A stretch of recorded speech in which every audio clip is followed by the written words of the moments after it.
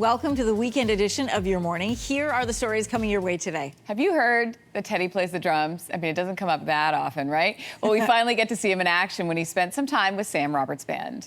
Also coming up, we'll take a look at Elon Musk's new plan to start a new party and how it may affect the U.S. political landscape. But first, how Canada is developing new markets in Asia for liquefied natural gas. We don't get a lot of firsts these days, but for the first time, Canadian liquefied natural gas is heading overseas. Fuel from the LNG Canada export terminal in Kitimat, BC, is now sailing towards the North Asia. The project comes as Canada looks to diversify its trading relationships outside of the U.S. So for more on where LNG fits into that conversation, we're joined this morning by economist Jeff Rubin, author of A Map of the New Normal. Great title. Good morning. Thank you. Good morning. So Ottawa says LNG Canada is the largest private sector investment in Canadian history. Quite a statement. The faculty can produce up to 14 million tons of gas per year. So how does that translate into economic benefits for Canada?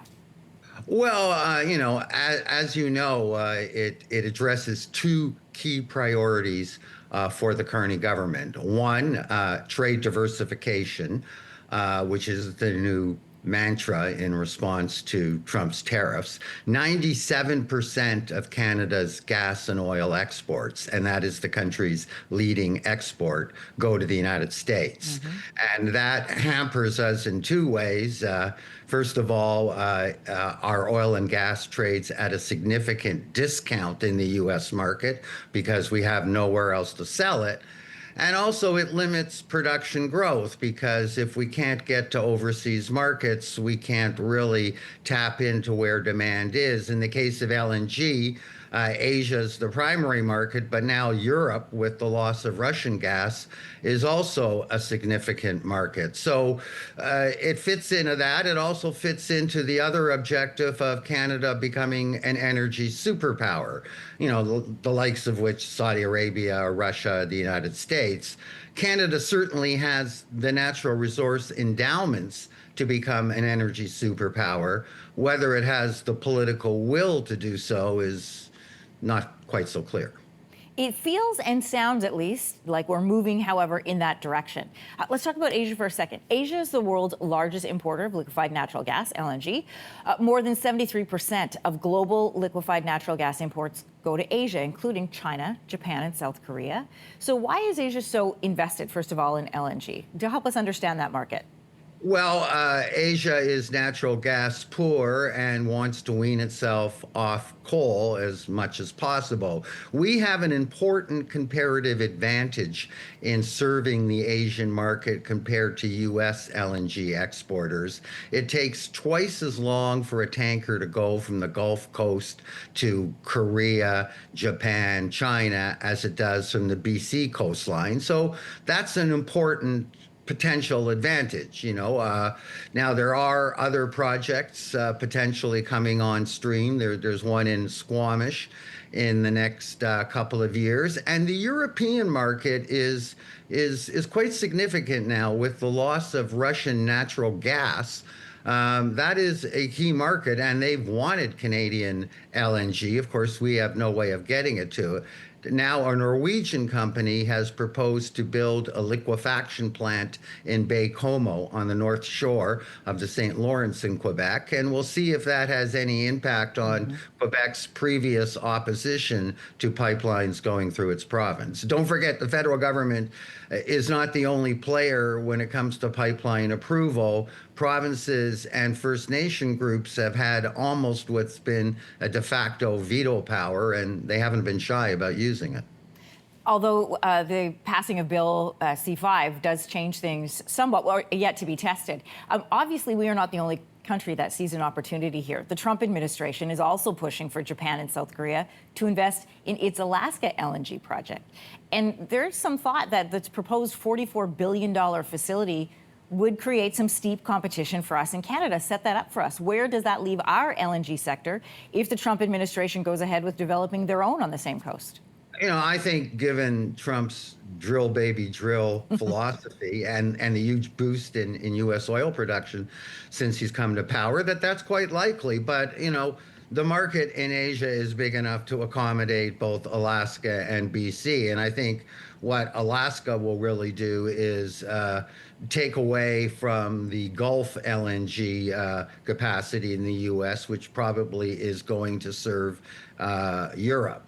There's been a huge change in the European market. I mean, Europe was like over 50% dependent on Russian gas. And, you know, in the last 3 or 4 years, something like 19 terminals have been constructed in Germany and other places. Just shows how other countries have moved much more swiftly than Canada in building energy infrastructure. As you noted, there's new legislation, federal legislation in place that will expedite the process, but you know, it hasn't really been tested against the provinces or First Nation opposition. Well, the need for natural gas is projected to increase, as you've pointed out, in the next few decades. Just to lay that out for everyone, according to Wood Mackenzie, global demand for natural gas is going to jump by 70 to 80% by 2050. It's a huge opportunity. What role do you see Canada playing to meet that? Well, you know, Canada already is like the 4th or 5th largest natural gas producer. It could be much more than that if it had the means to deliver gas to overseas markets, which LNG now provides the opportunity. Now, it's going to take more than just the Kitimat plant, which incidentally could be doubled in the next couple of years. But even so, it'll take more than that for Canada to fulfill that promise. But Canada does have the natural resource endowment in terms of natural gas supplies, and it also has coastlines.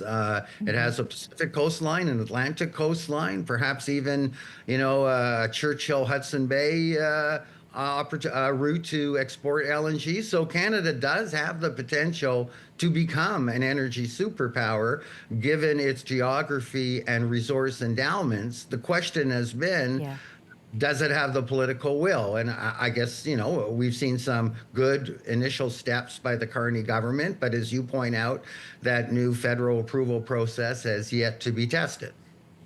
Jeff Rubin, economist and author of A Map of the New Normal. I feel like you're going to need another revision of that one soon. Thanks so much, Jeff. Okay, good to be on. Take care. You take care, too. Coming up, Elon Musk's plan to take on U.S. President Donald Trump with a new political party.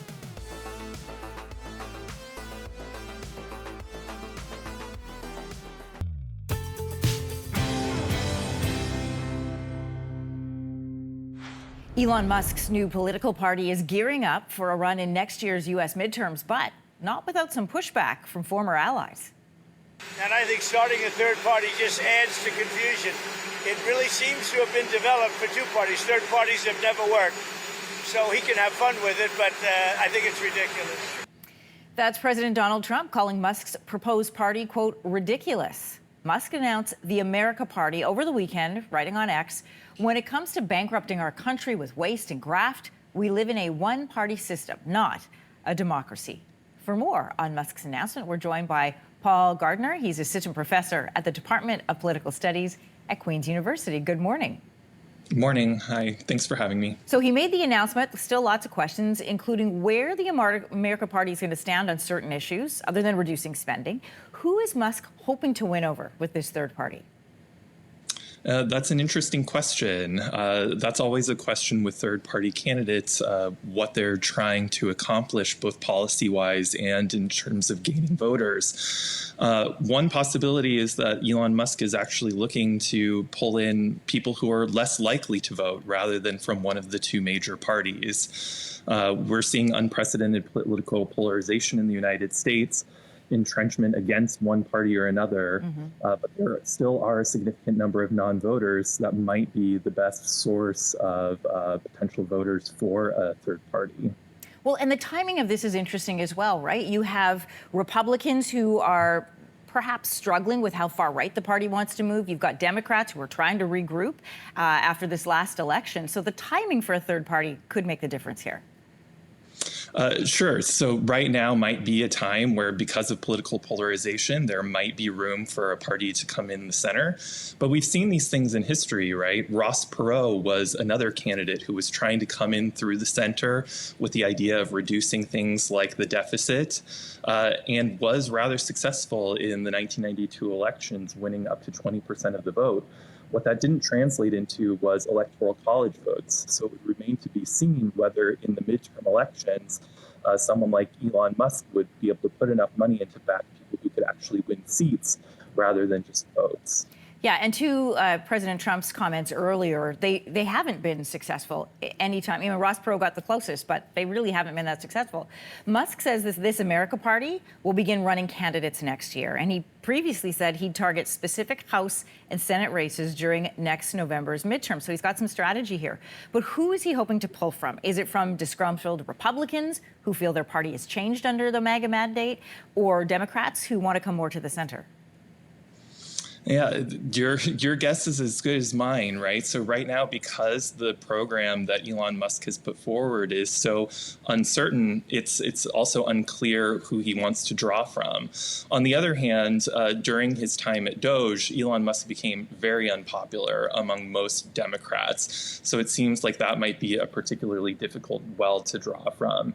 Again, his best strategy might be to be looking for those people who are low propensity voters, those voters who are less likely to turn out during midterm elections, if he can get them excited. On the other hand, that just means that he's going for the most difficult segment of voters, if that were the case. Or is this the ultimate revenge? Because third parties are sometimes called spoilers, and the argument here is that third parties pull votes away from a major party. So it's not so much about winning, but who you can make lose. So could the America Party just be a bigger threat to the Republicans or the Democrats? And could this be the ultimate vendetta against President Trump, his former friend? Yeah, I think you're right. So Elon Musk has always been a bit of a mercurial figure. It certainly could be the case that this is designed as a sort of way to get back at a political rival. But again, the positioning will matter a lot, and it's unclear whether voters will actually see it as beneficial to them strategically to vote for such a party if they know that that's the goal that these politicians have in mind. Elon Musk, we know for a fact, is the world's richest person. According to Federal Election Commission filings, Musk donated $288 million to support Trump and other Republicans in 2024 alone. So how could Musk's wealth affect the chances of the America Party succeeding? Running a political party takes a lot of money, and Elon Musk has a lot of money. Yeah, so he has shown an unprecedented willingness to put a lot of money into these races, and $288 million would be a lot for any third party. But we should also remember that the major parties are spending more than $1 billion on individual elections. And so this still would put any third party well behind what political spending is in the United States. Political spending has become a really substantially large industry. So what Elon Musk is putting in could make a difference, especially in targeted races, as you suggested, but it still is a little bit of a drop in the bucket compared to what the major parties are spending. If he continues on this route, it will be a fascinating campaign to watch, and one with, I'm sure, elements and tactics and speeches that we've never heard the likes of before. Paul Gardner, assistant professor at the Department of Political Studies at Queen's University. Thanks for joining us this morning. Yeah, thanks so much. I'll be watching with you.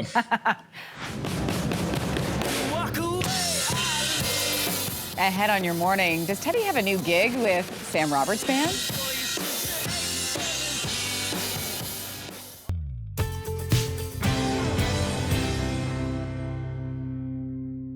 Okay, how happy does Teddy look in this picture? The reason he's smiling so big is because he's with Josh Traeger, the longtime drummer of Sam Roberts Band. The band just kicked off their summer tour at Jackson Triggs Niagara Estate, and Teddy was in full fan mode with Sam and Josh at the scenic venue. You gotta watch this. Walk away, I leave. Sam, nice to see you. Nice to see you too. Yeah, happy summertime. Thank you, yeah. Must be summer, we're in Niagara. Yeah, so and you often kick off the summer at Jackson Triggs Winery doing these shows here. I know you're here for 2 nights. You also always close out the summer at Key to Bala, a really famous kind of venue on Lake Muskoka. What do you love about like summer shows, playing outside? Well, I mean, just look around. This is it's a spectacular place, and you know, when you say we play here often, I mean we play here every single year. Yeah. So it's, and same thing with the Key at the end of the year. So those are kind of the bookends for us, and they sort of herald our favorite time of year, which is, you know, the short but beautiful burst of energy that is summer in Canada. Do you still get a rush out of getting up on stage? How does it feel now when you get up on stage? Is it still a rush for you? Yeah, every night, you know. I mean, there's not a night where you don't feel that sort of quickening of the pulse a little bit. Yeah. Maybe not the nerves, but it's a different kind of energy now. Yeah. But never less excited. Montreal to Hong Kong, where all the good people go.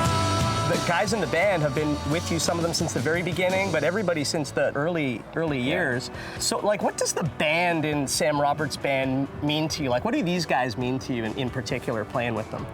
Yeah, it's like my family, you know? And like all families, we have great times and we also have to go through difficult times. Sure. And you lean on each other. This is a pretty tumultuous and sometimes precarious way of life. Yeah. As you can imagine. Yeah. You know, if you've read the Motley Crue biography. The Dirt, I have, sir.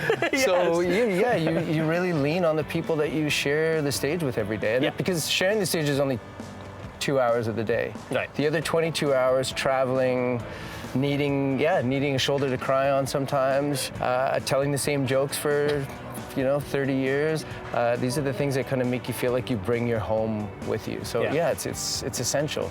In terms of Canada right now, like being a Canadian band, obviously for reasons we all know about, Canadian pride is at a bit of an all-time high right now. So, I mean, what does it mean to you? You're loved all over the world. You just released some music in the UK. You've got fans everywhere. But what does it mean to you specifically to be a Canadian band? And maybe like when you were coming up, were there Canadian artists that you looked up to when you were getting your start as a musician? Going back and a songwriter like Gordon Lightfoot, meaning a lot to me and to all of us growing up, and sort of establishing the benchmark, I suppose, with Leonard Cohen, what a songwriter can be, and then aspiring to meet that. I just don't understand why the kids don't know how to dance or rock and roll. I think that's something that is actually, fortunately, at the heart of how we see ourselves as Canadians. Yes, there are times where we have to dig in our heels and establish ourselves, as having a voice and a presence and an importance.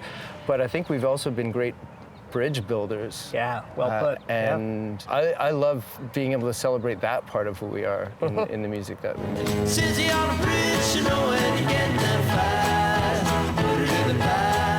Thank you for the time today. I hope it's a killer show tonight. Thank you. I want to ask you though, no one talks to the drummer, Sam, and I'm a drummer too. You have an amazing drummer in Sam Roberts' band, Josh Traeger. He's been with you since like 2005, 20 years. And I want to give the drummer some love. Are you cool if I go chat with Josh? I say like proceed at your own peril. Really? Yeah. That's why nobody talks to the drummer? Drummers and goalies. Drummers and goalies. It's just, Trouble. like, if you're feeling up for it, and if you're a drummer, maybe you have the skeleton key. Something. But I wish you luck. Thank you very much. So keep moving, don't stop. So keep moving, don't stop. Great to meet you, Josh. Yeah, you too, Teddy. I'm such a fan of yours. I'm a drummer as well, and so I want to dig into the drums a little bit. Yeah, but first off, congratulations! It's your 20th anniversary with Sam Roberts' band. Absolutely. I'm still the young brother. I'm still the new guy after 20 years. At this 20-year mark, what do you love about playing with these guys in particular? Like a lot of people, when they play the same songs over and over, they get sick of it, and it's like, oh, can't we do something new, something different? Yeah. But for me, it's like a chance to play them better every single time. And when people ask me what are my favorite songs, it's still the ones that I wasn't even a part of. That's from back fascinating. then. Yeah. Just because the fanboy in me is still, he's still there. You're also a fanboy for the instrument, like for the drums. You've contributed to Drumeo, you do drum clinics, you post on your Instagram different stuff a lot. Why do you feel passionately about the instrument and about kind of spreading the gospel of drums? I mean, like, you know, when I discovered drumming and started studying as a kid, every time I would discover new, interesting music, my jaw would be on the floor. You're also a fascinating guy and a fascinating drummer because, like, you started touring professionally when you were 19 or 20, like back with Mahogany Rush. What was it like to go on the road when you were 20 with, like, a seasoned classic Canadian rock band? All that discipline that you must have needed? I could not have done that at 20. I went to Berklee College of Music, so I did 1 year there. And I learned more in the first week of touring than I did in that entire year. You know, so cool. No offense to Berklee and you know, the faculty and the students. You know, they have a great program. Yeah. Go to school. Would you make a dream come true for me and give me a bit of a tour of your kit? Absolutely. Can we pop behind? Is that okay? Would you give me a little bit, maybe a bit of the beginning of, like, Don't Walk Away, Eileen? I brought sticks. Do you want mine? Walk away.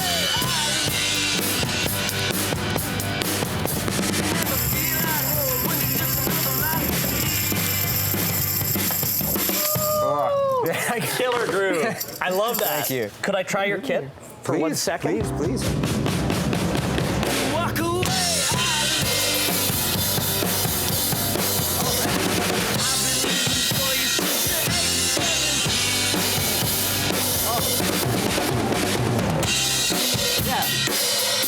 I mean, if I'm grading you, it's definitely an A+. And I think I might sit that one out tonight and have a glass of Merlot. Josh, let you go for it. Thank you for the lesson. I'm no Josh Traeger, but it was really cool to talk to you. Love getting to chat with the drummer. Thank you very much. My pleasure, Ted. Next week on Your Morning, what you need to know if you plan to travel with your dog.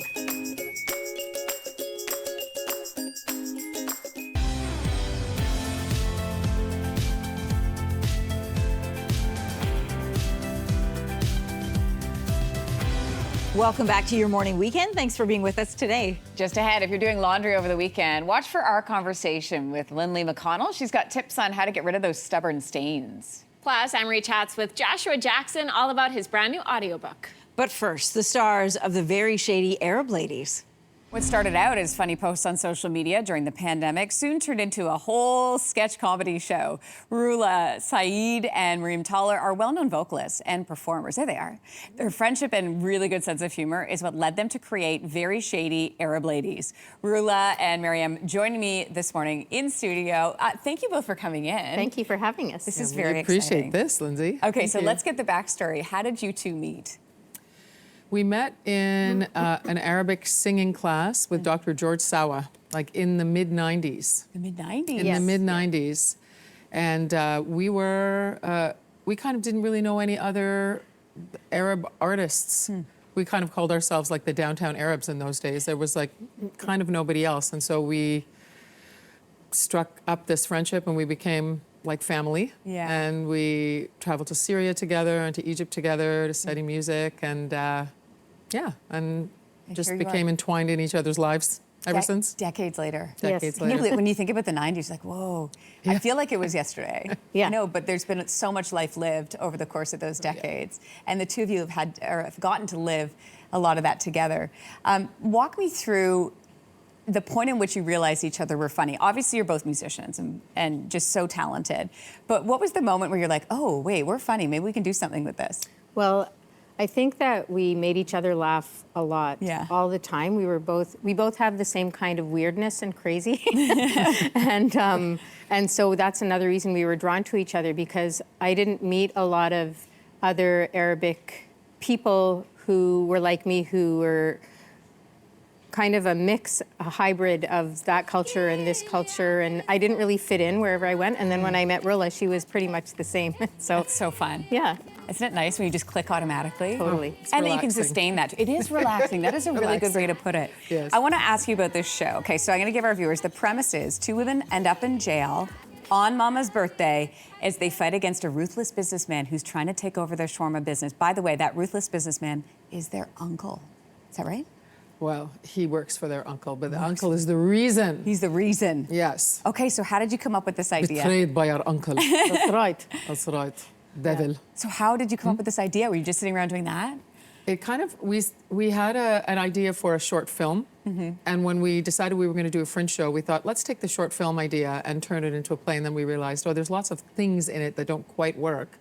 So we, of course, in collaboration with our director and kind of co-writer and fellow actor, Anand Rajaram, who's brilliant, he kind of helped us open our imaginations, and the story just kept morphing.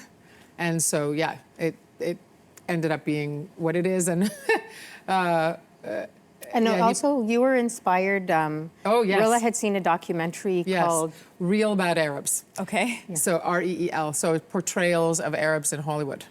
And so then I was thinking, okay, we need to kind of look at some of those stereotypes and see how they translate through our crazy FAUK lens. And you know, we call ourselves FAUK, which stands for Freakin' Arab Orchestra Company, or Freaky Arabs on Cannabis, or et cetera, et cetera, et cetera, et cetera. Yes, yeah. And so when you were working on the material, were you trying it out in front of family, friends? How did that work when you were workshopping it? I think we were just improvising with our director, Anand, and we would make ourselves laugh our heads off. Yeah. And so if we were laughing a lot, we're like, okay, that scene can stay.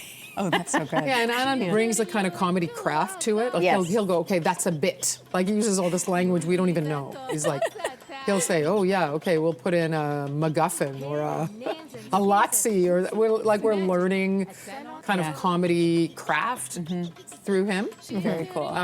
But yeah, our thing is quite organic. And really, we started out making these videos during the pandemic, like walking around and slipping into these like Arab-anti kind of accents, because we do it naturally when we're together. Right. And commenting on everything, on all the ridiculousness of the world. And then we would post it, and then our friends were like, this is gold. Oh, that's so Keep doing fun. it. You need a YouTube channel. That's so fun. Well, obviously, it's working so well. What sort of role does music play in all of this in the show?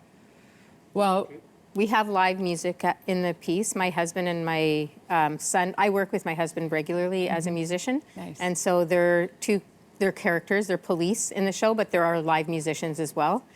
And so then there's gorgeous live music as you come in and sneaking in throughout. Oh, I love that. Yeah, and there's some songs. Yeah, some songs. Well, congratulations. It's really exciting to meet you both. So great to meet Congratulations you. on the show. Very Shady Arab Ladies is part of this year's lineup at the Toronto Fringe Festival. Performances begin Tomorrow, Lindsay. Very exciting. tomorrow at 4 is our only pay what you can show if you're on a budget. Yeah. Okay, there you go. A What great. if you got too much money? I mean, Just very yeah, little is in empty your the pocket. You wanna pockets. Put it into our show. Yalla. So excited. Thank you both so much. Coming up, travel expert Lauren Christie has an overview of Canada's coolest ghost towns.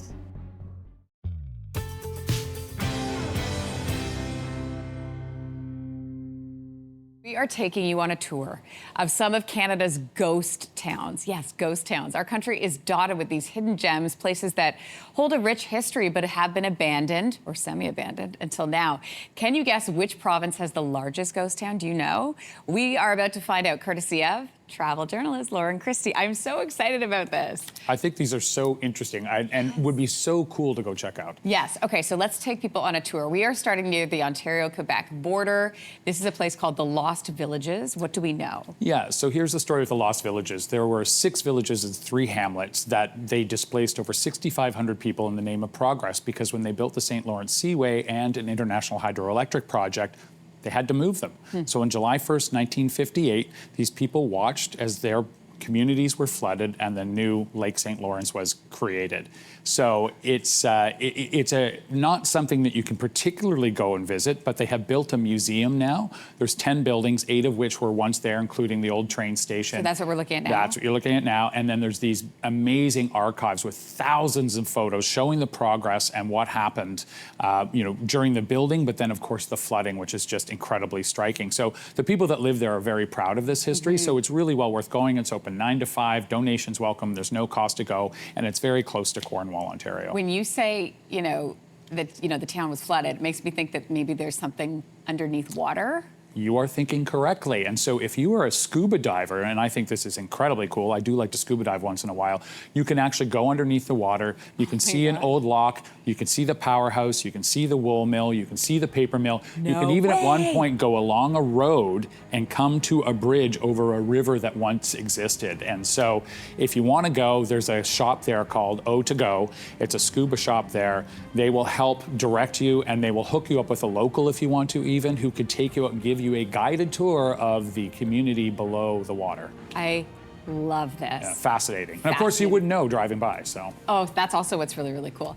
Okay, for those who want to stay on dry land, let's head over to Quebec. We've got a historic mill town. Yeah, Val-Gébert, it's in the Saguenay-Lac-Saint-Jean region of Quebec, and it basically was a thriving mill town in the early 1900s, and then abandoned, 1927. So now you can go, and they've done a really good job keeping it as a historical reenactment or a historical place to go. And there's 40 different buildings that are still there. So you can see the old shop, you can see the old general store, the houses. You can even stay overnight in one of the renovated period houses. And they have costumed interpreters who will show you around. And what's really nice about this place is it's set against the backdrop of a massive waterfall that is actually technically higher than Niagara Falls. Really? I'm going to say it wrong, Uchawan. I'm so sorry to everyone there, but you can take a cable car up, go to the top of the falls, and then look down over the town. So this one is really well done, and if you want to look at Quebec's industrial past, really well worth a visit. Let's head to Alberta, just about, what, a half hour outside of Drumheller. Yeah. What will you find? You will find the town of Rowley. So this was a town that, you know, again, in the early 1900s, had about a population of about 500. And then At the time. And there are people that live there now? Yeah, so it's not technically abandoned. There's still 8 to 12 people on any given day that still actually live there. 8 to 12 people. They've stayed behind. They own some of the properties, which is great because they take care of them and keep them up. You know, they lost their town status kind of thing when the Great Depression came and then the railroad moved. But it's really neat. You can go to Pizza Night, as you're looking at there. Sam's Saloon on the last Saturday of every month still is open for pizza night and live music. Really? You can walk around, have a look at some of these places. There's camping facilities near the old railway station. I was going to say, can you stay there? So you Only camp there? You have to camp. Okay. So basic camping facilities. But this one's really neat. So even if you're in Drumheller and you just want to go out for, you know, it's like you said, it's only 30 minutes away. Yeah. I think this one looks very cool. Typical prairie town. Very cool. And we're going to end with Canada's largest ghost town. Where's this one? Yeah, this is Onyx. This is about 145 kilometers north of Prince Rupert, up at the end of the Observatory Inlet. This was 2,500 people. It was a mining town, and at one point, we're not just talking the general store and, you know, whatever. They had a hospital, they had a hotel, they had a tennis courts, they had golf clubs. This was a thriving town. They had a full-on sewer system, electrical system, and so you go there, and it kind of looks a little crazy, like zombie land. Like, do we know when it was abandoned, this one? This was, I believe, abandoned in the middle of the last century. And if you go there, people have just left. And, you know, you can't just go there by road, which is the other really cool thing. You have to go by float plane, boat, or helicopter. You can go with Northern Jet Boat Adventures. They will take you up there. They do customized trips. You go, you spend the night there, look around for a couple of days. Camping, I'm assuming? Yeah, they've set up a kitchen, and they have accommodation for about 30 people, so you can go in small groups, and they will customize the tour for you. Like, if this one, for me, this one would be like right out of another world, top of the list. And you haven't done any of these yet? I haven't done any yet, but I will.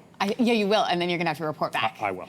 Lauren, Chrissy, that was awesome. Thank you so much for stopping by. Okay, between kids playing outside in the yard, toasting barbecues, and yeah, sweating through these heat waves, spending time outside in the summer usually means more opportunities to get messy, to stain your clothes. Our next guest says it's actually really easy to get those stubborn stains out if you act fast. Here to show us just how to do that is laundry expert and vice president of Gibson Cleaners, Lindley McConnell. Great to have you on the show. Thank you so much. Okay, we love talking laundry here on Your Morning. I'm so excited. Yeah, me too. Let's start with grass stains. These are some of the trickiest I find to get out. So what method do you use? Completely agree. So grass stains are one of the trickiest stains, super stubborn because of that green chlorophyll. So the first thing we're gonna go is in with a dull knife. Here, if you actually wanna come in here with me, yeah, just definitely. to scrape away any of those grassy bits. Okay. Being super gentle. getting all the excess off that Absolutely. we can? Okay. And then I've mixed together an enzymatic stain solution, which just is in a lot of laundry detergent. So just look at a bottle when you're at the drugstore. Will it say that? Yes. Enzymatic? You got it. Okay, It will say it. I've honestly never seen that before, so a keyword I'm gonna look for. Exactly. And that's gonna break up the compound. So I mix it together in a spray bottle. So we're just gonna spray it here. There Right we on go. there. Spray And it on. how saturated do you need to get this? I like to go pretty full on just because we're gonna wash it anyway. So, you know, you can do as much as you want. Then we're gonna go with a clean, dry toothbrush, hopefully, you know, when you're not gonna use again.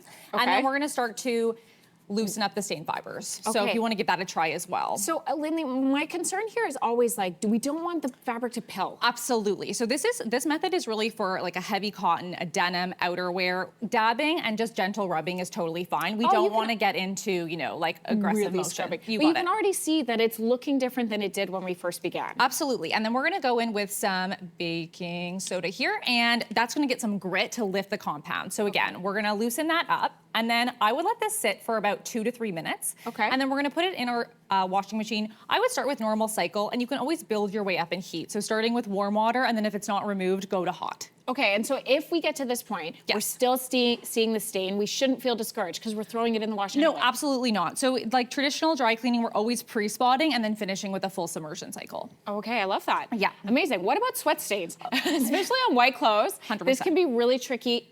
Bleach can be controversial, whether you want to use it or not. I feel like sometimes it affects the integrity of the clothes. So what are we doing here? Great. So, you know, sweat stains are very tricky. It could be compounds from your sweat. It could be a reaction with your deodorant. These are some stain solution materials I like to use. So we again go in with our baking soda, hydrogen peroxide, and then some dish soap. Okay, and do So we mix those three together before You got we put it. So we on? want 1 part hydrogen peroxide, 1 part baking soda, and then that just like a drop of dish soap because it's pretty powerful. So Okay. as we can see here, I have my toothbrush again, little sweat stain.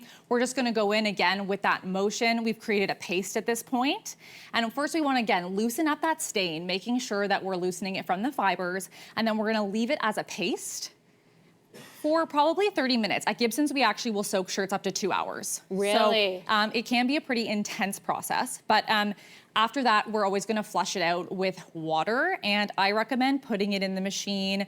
Again, start with your like 30-minute cycle, work up to 45 minutes. You can always do a heavy-duty cycle on hot water. So I put my shirt in here on hot water, but you can also start with warm and build your way up. Very effective for your cottons, especially. Okay, and then we're checking this out before we're putting anything in the dryer, obviously. Great point, yes, absolutely. So heat does set stains further into the fabric, so we always wanna check if the stains have been removed, you repeat as necessary, and then dry when you're ready. Okay, dry when you're ready. Yes. Let's go to something perhaps a little more fun. Sangria, popular in Totally. summer, but it can be a nightmare if you spill it all over yourself or if you get it on things like a linen napkin. So what are we doing here when we have that red? Yes, let's talk sangria, red wine. So I'm just gonna do a little spill here. Now this is probably, oh, oopsies. Okay, so, oops, whoops. Okay, so we're gonna go actually with some white distilled vinegar, and that's actually gonna neutralize the reddish pigments. And that's the first step. So I am Okay. just gonna, pour a little vinegar on here. When you see someone spill red and then they go for something like a club soda, Yes. do you like jump in? Are you the person who leaps in and is like, no, do vinegar instead? Well, I mean, if you have club soda like at a restaurant or like even water, I just recommend always flushing out the stain as fast as possible. So acting fast is like the #1 rule, which you covered at the very beginning of this. Okay. Excellent. So what we're gonna do is we're gonna dab those red pigments away, neutralizing with the vinegar, correct. And then from here, what I like to do, we are going to just put a little bit of detergent. You only need like a teaspoon, like a little drop. Just Okay. give it a swirl. Now this would be kind of mimicking your washing machine at home. And then we're going to just submerge it completely in the basin here. Okay, and then how long does that sit for?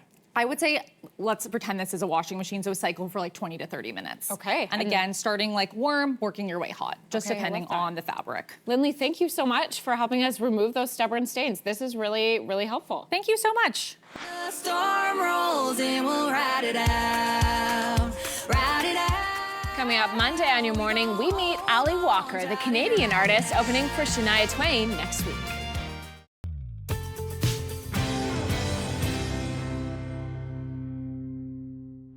Joshua Jackson has had an impressive career that has spanned decades. And now he's reprising his role as Nate Russo in the Audible original Oracle 3 Murder at the Grandview. I was really excited to speak with Joshua not only about his audiobook, but also what bedtime stories he's reading to his daughter. Have they even watched Mighty Ducks yet?